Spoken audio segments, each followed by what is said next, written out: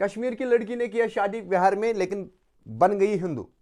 महीने तक अपने साथ रखा, 7 महीने के बाद इसको घर से निकाल रहा है। अब ससुर जी इसका मैं यहाँ पे थोड़ा स्टोरी भी आपको थोड़ा शो करेंगे अडानी वीएस हिडनबर्ग की। तो हिडनबर्ग और अडानी की कहानी कुछ ऐसी है। हिडनबर्ग अमेरिका की रिसर्च सेंटर है। हाय एवरीवन, अस्सलाम वालेकुम वरहमतुल्लाहि वबरकातुहू। मेरा नाम है किफ़ायत जाफरी और मैं आप लोगों के सामने हाजिर हूँ आज और एक नई कहानी लेके।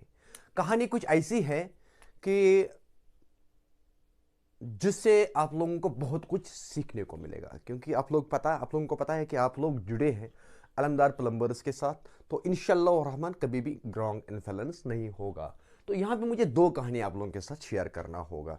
एक है और दूसरा है कश्मीरी लड़की ने शादी किया बिहार में। कश्मीरी लड़की ने शादी किया बिहार में, तो क्यों किया है और कैसे हुआ ये शादी, तो पहले हम इस पे बात करेंगे। कैसे किया बिहार में ये मैं समझाता हूँ आप लोगों को कि कहानी या कहां से स्टार्ट होता है। कहानी स्टार्ट होता है बिहार। कश्मीर की लड़की ने किया शादी बिहार में लेकिन बन गई हिंदू। कश्मीर की लड़की ने शादी किया बिहार में लेकिन बन गई हिंदू। यह चीज याद रखना। इसने अपने शादी के लिए इस्लाम को छोड़ा, वो अलग बात है। इसको क्या आखिरत में क्या सजा होगा, क्या जजा होगा, वो ये और उसका खुदा जानेगा। मैं उस पर जज नहीं कर सकता हूं। लेकिन ये जो बिहारी लड़का है, जब इसने कश्मीरी लड़की हमारी ले ली, यहां से कश्मीरी लड़की के साथ इसने शादी किया, तो 7 महीने तक शादी कब हुई है कहानी को समझना। मई में शादी हो रही है 2022 में। उसके बाद क्या होता है कि 2023 में ये लालू सिंह जी क्या बोलता है कि जी मुझे इस लड़की के साथ अब नहीं रहना है। क्यों नहीं रहना है, क्या वजह है, वो अलग कहानी है, वो मैं डिफाइन नहीं कर सकता हूं। लेकिन मेरे सिंपल एक कहना है, सिंपल मैं आप लोगों को इन्फ्लुएंस कैसे समझाता हूं, ये चीज मैं बताऊंगा। जब इस लड़के ने यहां से इस लड़की को लेके गया, इसको पहले ही पता होना चाहिए था कि शादी के बाद खर्चा ज्यादा होता है, शादी के बाद ज्यादा खर्चा होता है। और इस इंसान को ये चीज पता होना चाहिए कि इसने अपना मां बाप, भाई बहन, अपना रिलीजन, अपना देश, हर चीज छोड़ा। किसके लिए? लालू सिंह जी के लिए। लालू सिंह के लिए इसने सारा छोड़ा ना। आप भी किसी के साथ प्यार करता होगा। मैंने भी लव मैरिज किया है, out of state and out of religion. लेकिन इसने फिर वहां पे क्या किया, इसने वहां पे इसके सेंटिमेंट्स के साथ खेला। 7 महीने तक अपने साथ रखा, 7 महीने के बाद इसको घर से निकाल रहा है। अब ससुर जी इसका मैं यहाँ पे थोड़ा स्टोरी भी आपको थोड़ा शो करा दूंगा। तो इसका लालू सिंह का बाप भी अब कहता है कि नहीं जी, हमें ये लड़की नहीं चाहिए। इस लड़की ने क्या फैसला किया फिर? इस लड़की ने फिर पॉइजन खाया। अगर यह लड़का पहले सोचता कि मुझे इतना कैपेबिलिटी नहीं है कि मैं ये शादी को एफर्ट कर पाऊं, मैं इस शादी को अपने लॉन्ग रन के लिए लेके जाऊं, तो पॉइजन पे बात नहीं आती, ना ही यहां पे इतना बड़ा गेम बनता। कोई मीडिया ये कहानी नहीं बताएगा, क्योंकि मैं मीडिया पोर्टल नहीं हूं, मैं दूसरे एंगल से आप लोगों को समझा रहा हूं। तो जब पॉइजन खाया तो फिर वहां पे क्या हुआ, क्या कहानी हुई, वो अलग कहानी है। उसके लिए सोशल मीडिया पड़ा है, वो आप लोग देख सकते हो। लेकिन मेरा सिंपल मैसेज है यहां पे कि यही तरीका है। अगर आप अपनी जिंदगी में, अगर आप एक प्लम्बर, मानो मैं आप लोगों को एक प्लम्बर ही समझूं, अगर आप प्लम्बर है, आपको पता है कि मुझे अभी 10 कस्टमर है, आगे मुझे 100 बनेगा, आगे मुझे 1000 बनेगा, आगे मुझे 10,000 बनेगा। आपको टीम बिल्ड भी करना है इसके साथ साथ। और लेकिन ये जो पब्लिक का भरोसा है, इन सबको सफर नहीं कराना है, इनको आप छोड़ नहीं सकते हैं। इन लोगों ने आप पे भरोसा किया है।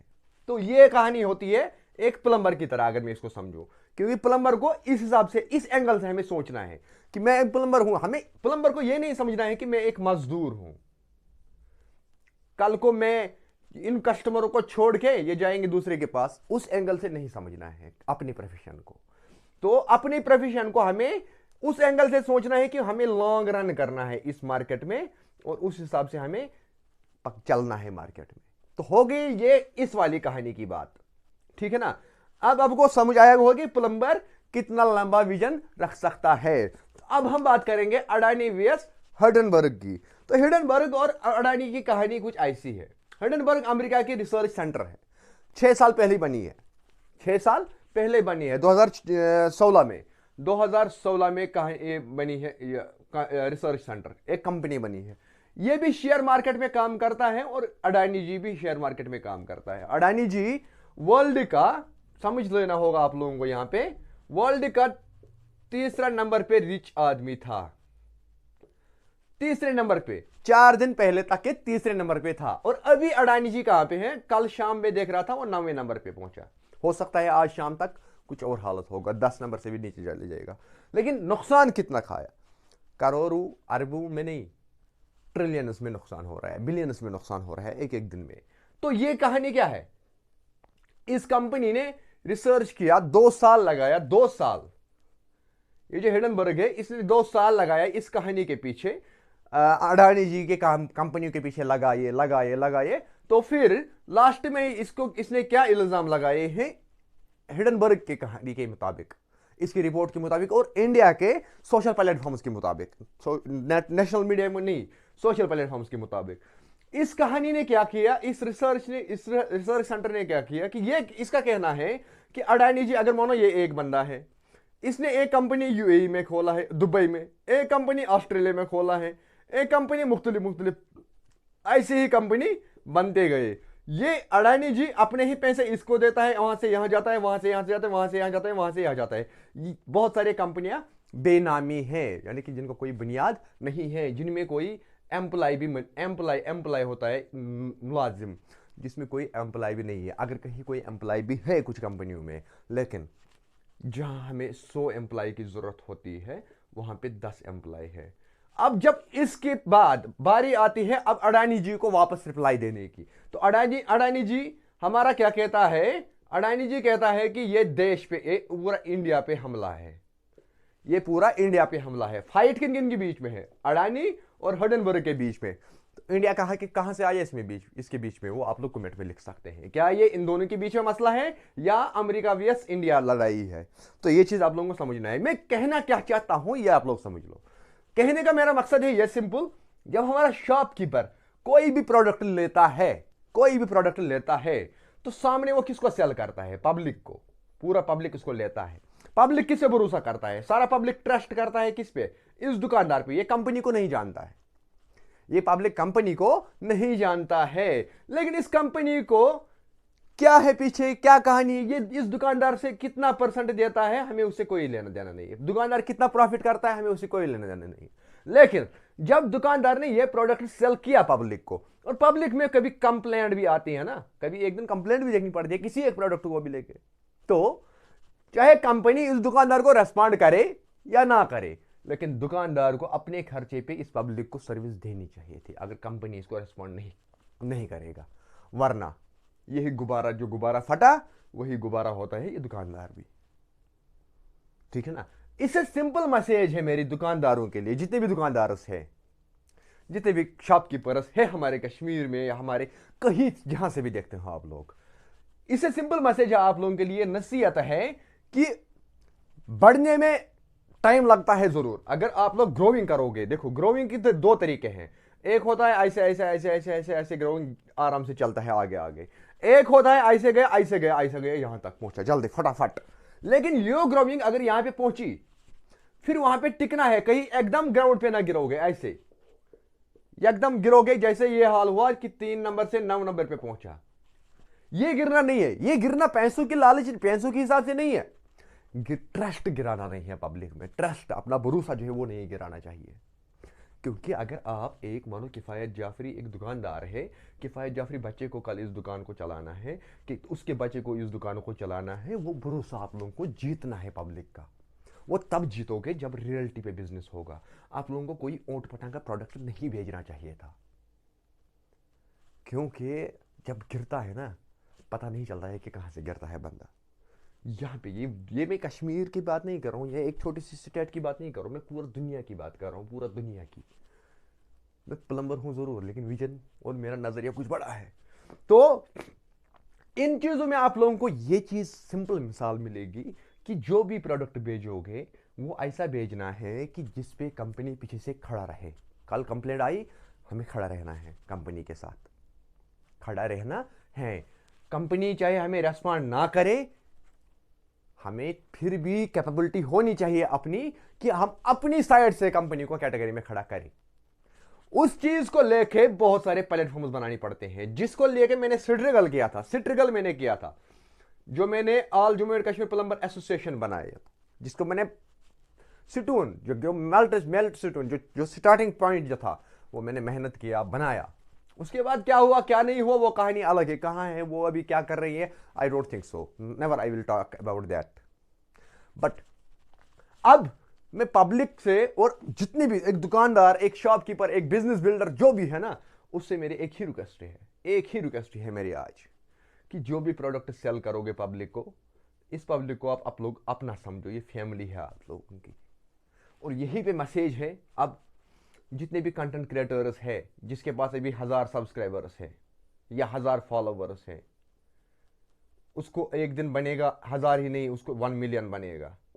लेकिन 1 मिलियन पे पहुंच के वो ऐसे ही कंटेंट देना चाहिए जिससे उसने स्टार्ट किया होगा, वरना अचानक उसका गुब्बारा भी फट जाएगा और वो गिर जाएगा नीचे जमीन पे। तो यही चीज मैं समझता हूं कि अगर आप चाहे कहां से भी देखते हैं, अगर आप अभी स्टार्टिंग में हैं, अभी सोच रहे हैं कि मैं कोई बिजनेस करूं, आपकी ग्रोइंग हो जाएगी आहिस्ता आहिस्ता। आप लोगों को ये वाला ग्रोइंग देखनी है, ये वाला ग्रोइंग में फोकस नहीं करना है। जितना सीधा उड़ोगे उतना सीधा जल्दी उतरता भी है। जितना टीड़ा टीड़ा चढ़ के चलेगा, अगर फिसल भी जाएंगे कहीं ना कहीं हम रुक भी सकते हैं, कहीं ना कहीं हम रुक भी सकते हैं। तो ये सिंपल मैसेज है, सिंपल और सीधा मैसेज है आप सबके लिए। आप लोगों को क्या आया ये दो कहानी सुन के समझ, अगर कुछ समझ आया तो मेहरबानी करके अपना राय कमेंट में जरूर दीजिएगा। मैंने ये कहानी और ये कहानी क्यों बोला, मैंने सब पोस्ट किया था, मैंने बोला कि चिलाई कलान का असर, चिलाई कलान का कोहरा का असर कश्मीर पे नहीं पड़ा, लेकिन कोई और आसमान से गिर के जमीन पे गिर पड़ा। अगर किसी को समझ आया तो वो मुझे कमेंट करे। किसी ने मैसेज दिया, किसी ने कमेंट किया कुछ गनी मौलवी कोई है, किसी ने मैसेज दिया कोई और, किसी ने मैसेज दिया किसी और चीज़ का, लेकिन कहानी वहाँ तक नहीं होती है। आप लोगों को अपने गेट से बाहर सोचना है, अपने गेट से बाहर नहीं, अपने स्टेट से बाहर वाले सोचना है, पूरा दुनिया के बारे में सोचना है। कहाँ से बंदा उठा कहाँ पहुँचा, और कहाँ से बंदा गिरा कहाँ गिरा, उतना हाइट पे पहुँच के अगर गिर भी गया तो कहाँ गिरा, क्यों गिरा। ये अगर किसी एक ने गलती की तो हमें वो गलती अपने ऊपर इम्प्लीमेंट नहीं करनी चाहिए था। तो ये मेरी मैसेज है, यही चीज़ है, यही होती है बिजनेस। फक देंगे बिजनेस चला कि हिंदी फक देंगे सब्सक्राइबर खा लो, वो चीज़ नहीं चलेगा। यहाँ पे आपको मैं एक चीज़ मिसाल दे दूंगा।